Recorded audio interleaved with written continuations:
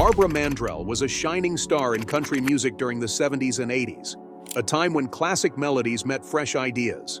She wasn't just a talented singer, she became a symbol of daring creativity and strength in the entertainment world. With 2 coveted Entertainer of the Year awards from the Country Music Association, something only a few women have ever achieved, Barbara captured the hearts of fans with hits like Sleeping Single in a Double Bed and I Was Country when country wasn't cool. But beyond her glitzy public image, there's a deeper story filled with surprising twists and raw emotion. How did a star at the top of her game decide to step away from the spotlight? Was it the heartbreak of a life-changing accident, or was it simply the pull of family life?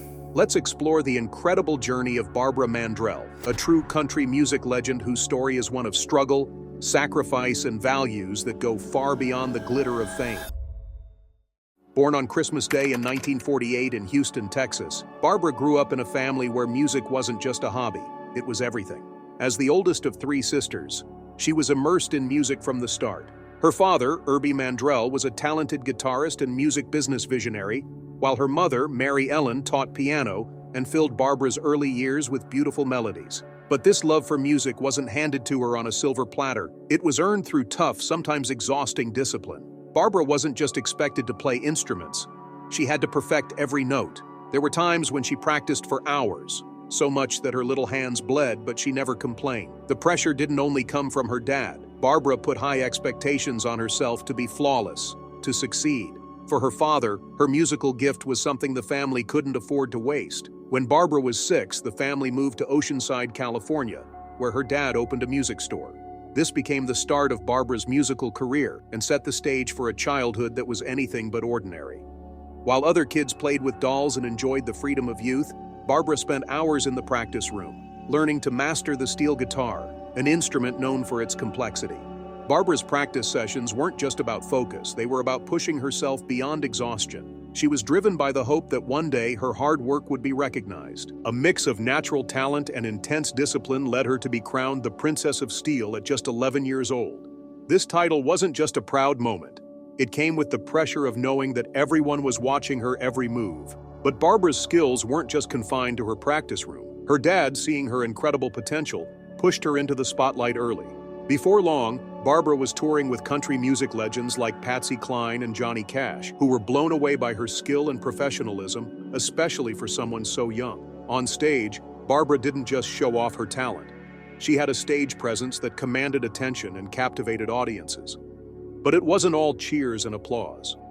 Behind the scenes, Barbara often faced envy from her peers and doubts from industry insiders, who thought her success was all thanks to her family's connections. The spotlight sometimes didn't hide the loneliness she felt. In quieter moments, she wondered if she was following her own dreams or just trying to live up to the expectations her parents had set for her. But instead of letting these doubts get the best of her, Barbara used them to fuel her determination to keep going. Her internal struggle deepened when her father formed the Mandrell Family Band, a group featuring all of them. Barbara played the steel guitar, her mom played piano, her sister Louise played guitar and bass, and her youngest sister Irene played drums. The band became a hit, touring the country and performing at USO shows for soldiers abroad.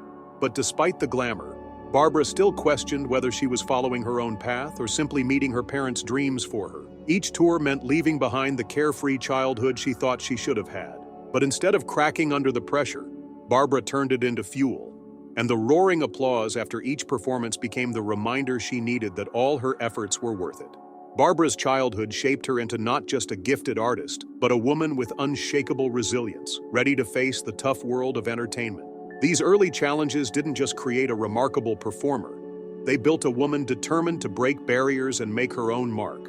After high school, Barbara, used to living under pressure and high expectations, thought she was finally entering a more peaceful chapter of her life. At 19, Barbara married Ken Dudney, the man she had fallen deeply in love with as a young woman. To Barbara, this seemed like the perfect escape from the demanding life of the stage, a chance to build a simple, stable family life. After a childhood filled with pressure, she thought this could be her chance to step back. But fate had other plans, and the spotlight wasn't ready to let her go just yet.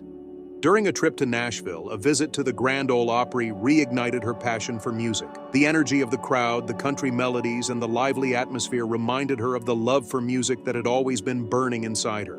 She realized that the family life she dreamed of would never feel complete without music, so she dove back into her passion, determined to prove herself not just as the princess of steel guitar, but as a full-fledged artist. With her father, Herbie Mandrell, firmly supporting her, Barbara signed a contract with Columbia Records in 1969, marking a key turning point in her career. This was her chance to step beyond family performances and onto a bigger stage, where the challenges would be even greater. Her debut single, "I've Been Loving You Too Long," a cover of Otis Redding's iconic track, quickly showcased Barbara's unique style. While the song was a classic, Barbara put her own spin on it, bringing her soul and emotion to the performance. The track caught the attention of the music industry, putting her on the map. But early success didn't mean an easy ride. In the early years of her career, Barbara faced plenty of doubt and criticism. Her style, which blended traditional country with R&B and soul influences, was considered unconventional by many, and some of her peers thought she was trying to break the mold for no good reason. Barbara wasn't just proving herself as a great singer, she was also fighting for her right to be creative and innovate in a space where male artists were more readily accepted for doing the same. In 1971, Barbara released her debut album, "Treat Him Right," a collection of songs that showed off her unique style. The album was well received by audiences and marked the first step toward her becoming a modern country music icon.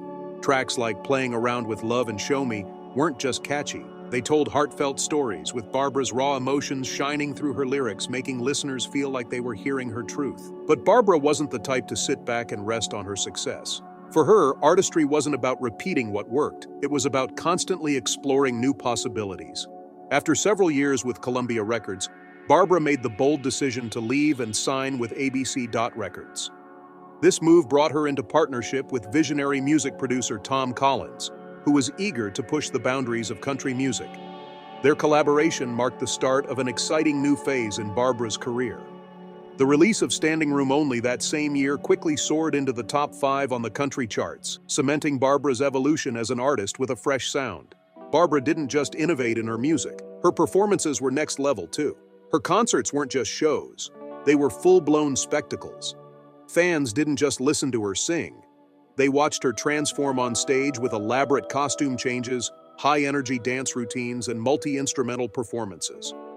Barbara played everything from the saxophone and banjo to, of course, the steel guitar, proving she was a true musical powerhouse. These efforts didn't just win her fans, they laid the groundwork for the most successful phase of her career. For Barbara, creativity was more than just entertaining the crowd. It was about staying true to herself and using her music as a way to tell her story. Each song, each performance was a chance to turn life's challenges and pain into art. This authenticity is what made Barbara Mandrell not just a star, but an irreplaceable icon in country music. Her time with ABC Records and Tom Collins pushed her career to new heights.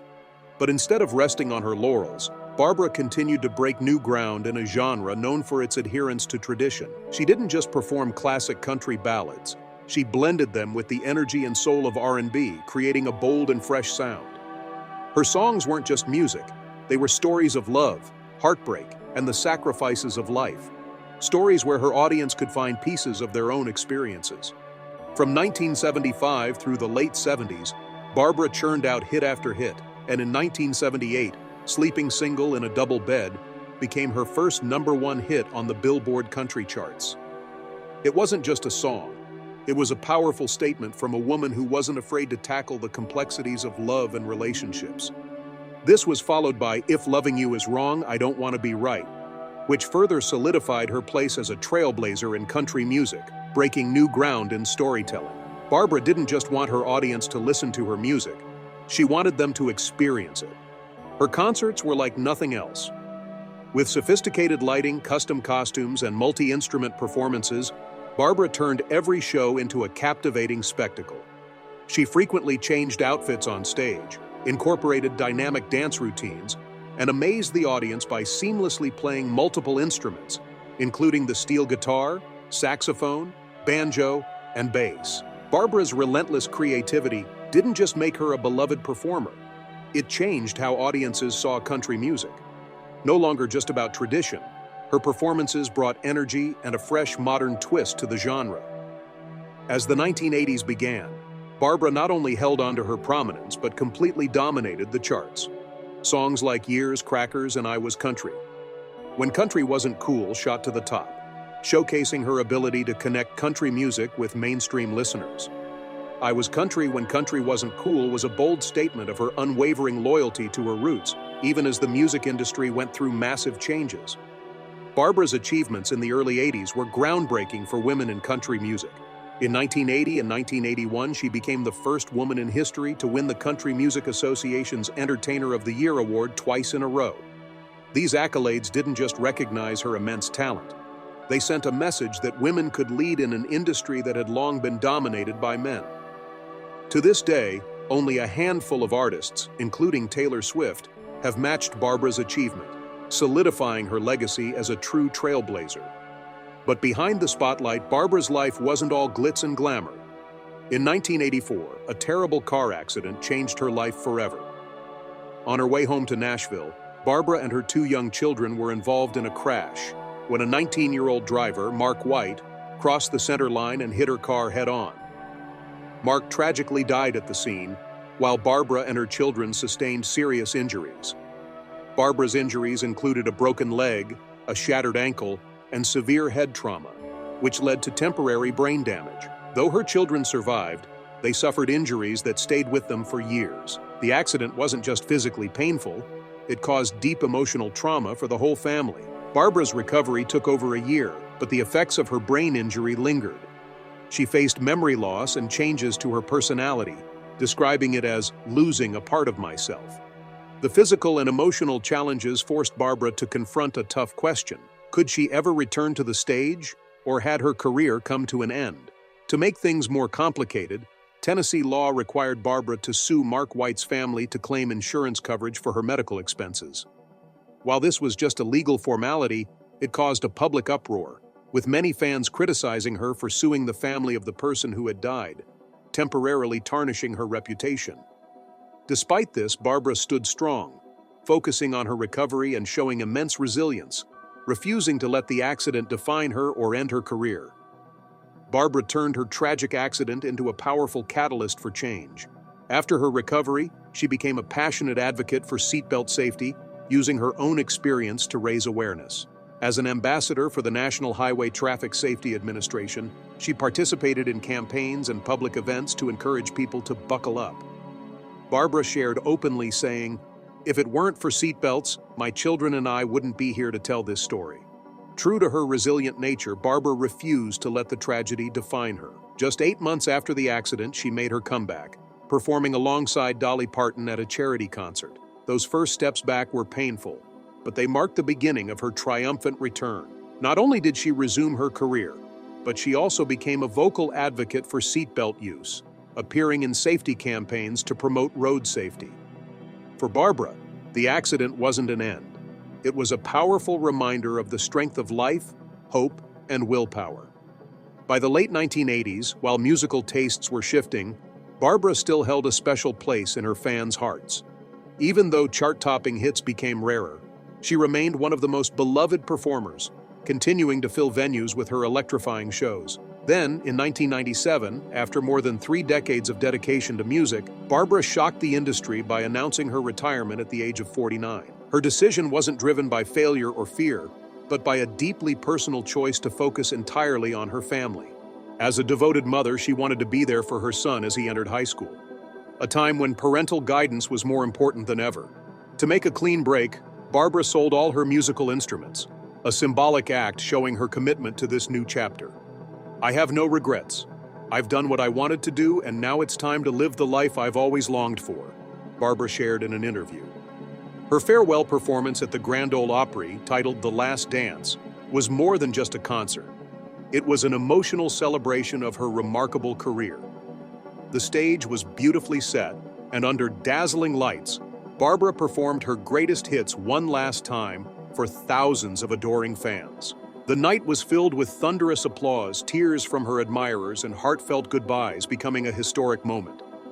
Barbara ended her career with profound gratitude, a satisfied smile, and the promise of a peaceful future with her family. Though she stepped away from the stage, her legacy lives on in the hearts of her fans and the music industry. Barbara was more than just an artist. She was a strong, resilient woman who faced tragedy head-on, overcame it, and turned it into inspiration for the world. Behind the spotlight, she lived a deeply meaningful personal life. Though fame elevated her to iconic status, Barbara always kept a part of herself reserved for her family, where she found true peace amid the chaos of the entertainment world. Her love for Ken Dudney, the husband she had been devoted to since her youth, was a source of strength. Ken, a former Navy pilot and drummer in the Mandrell family band, was not just her partner but also her emotional anchor. Their love withstood the tests of time, including life-altering events like the 1984 car accident. It was Ken who stood by her side, offering unwavering support during her months of physical and emotional recovery. As a mother of three, Kenneth Matthew, Jamie Nicole, and Nathaniel Mandrell Dudney, Barbara always made her family a priority, even at the peak of her career. After retiring in 1997, she fully dedicated herself to her family, especially to Nathaniel, her youngest son, during his high school years. Barbara once shared that watching her children grow up in a peaceful, loving environment was the greatest gift life had to offer. While she stepped away from the spotlight, Barbara never completely abandoned her love for music. In the years following her retirement, she occasionally performed at small gatherings or at church, singing hymns with heartfelt devotion. These moments allowed her to stay connected to music while also sharing comfort and faith with her community. But Barbara's life wasn't just about family and music. A strong and driven woman, she dedicated much of her time to charitable causes. She became an outspoken advocate for traffic safety, particularly the use of seatbelts, a practice she believed had saved her and her children's lives. Barbara supported various charitable organizations, from those helping orphans to programs aiding veterans. She was never afraid to openly discuss the challenges she had faced, from the pressures of motherhood to the overwhelming expectations of her audience. Her stories, whether about family, love, or life's obstacles, resonated with others, offering both empathy and inspiration. For Barbara, inspiring and setting an example for younger generations was not just a responsibility, it was an essential part of her life. Amid her busy life, Barbara found ways to maintain balance and tranquility. The Mandrell family's home in Nashville, a sprawling ranch surrounded by serene nature, became her sanctuary. It was here that Barbara found joy in life's simple pleasures, tending to her garden, playing with her pets, or simply sitting with Ken to watch the sunset over the fields. These peaceful moments brought her the deepest sense of contentment. Barbara Mandrell's life, though marked by trials and tribulations, ultimately tells a story of love, sacrifice, and timeless values. She was not only a symbol of country music but also a role model for resilience, placing family and spiritual values above all else. Though she stepped away from the stage, Barbara continued to live a life full of purpose, a life she crafted with her own hands, guided by love and unwavering faith. To audiences, Barbara left an indelible mark not only on country music, but also as a symbol of resilience and dedication. After reaching the pinnacle of her career and stepping away from the spotlight, she devoted herself entirely to her family. Yet her influence and legacy continue to resonate across generations. Although she no longer performed professionally, Barbara never fully distanced herself from the music community. In 2009, she was inducted into the Country Music Hall of Fame, a well-deserved recognition for her extraordinary contributions.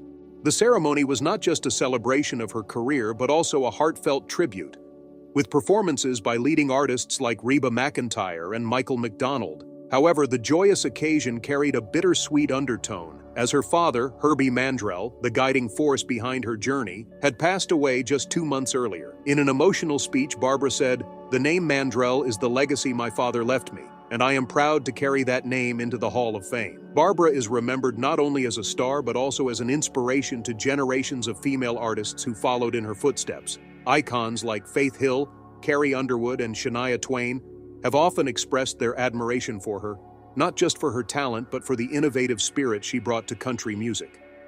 Carrie Underwood once remarked, "Barbara paved the way for female artists like me to follow. What she achieved wasn't just for herself, but for all of us." One of the rare occasions when Barbara returned to the stage was in 2022, when she appeared at the Grand Ole Opry to celebrate 50 years since becoming a member of the prestigious organization. Although she didn't perform, her presence that evening was a poignant reminder of country music's golden era and her enduring impact. Barbara Mandrell's extraordinary journey is a testament to both her immense talent and unwavering resilience. She was not just a country music icon, but a woman who faced immense challenges, overcame them, and used her platform to inspire others. Her ability to maintain her authenticity, push the boundaries of the genre, and stay true to her family values has made her a role model for countless artists, particularly women in a male-dominated industry. Her legacy, both in her music and in her advocacy, shows that being a true artist is about much more than fame. It's about staying grounded in what matters most: love, family, and purpose. Barbara's passion for music, dedication to her fans, and the way she turned personal hardships into meaningful actions, like her advocacy for seatbelt safety, are deeply inspiring. Even after stepping away from the stage, she continued to live a life filled with purpose and impact, ensuring that her influence on both the country music world and the broader community would never be forgotten. Her journey is indeed a reminder that talent and resilience can go hand in hand with kindness, humility, and a deep commitment to those we love. Barbara Mandrell has shown that it's not just the music we make that lasts, but the way we live our lives, influence others, and leave a lasting impression on the world. The idea that what you leave in the hearts of others is what truly lasts is a powerful message that resonates far beyond her music. Her story has undoubtedly inspired many, including me, as it exemplifies how strength, authenticity, and love can lead to a truly meaningful legacy. She serves as a reminder that the pursuit of passion, whether in music or in life, should always be rooted in who we are and what we believe in.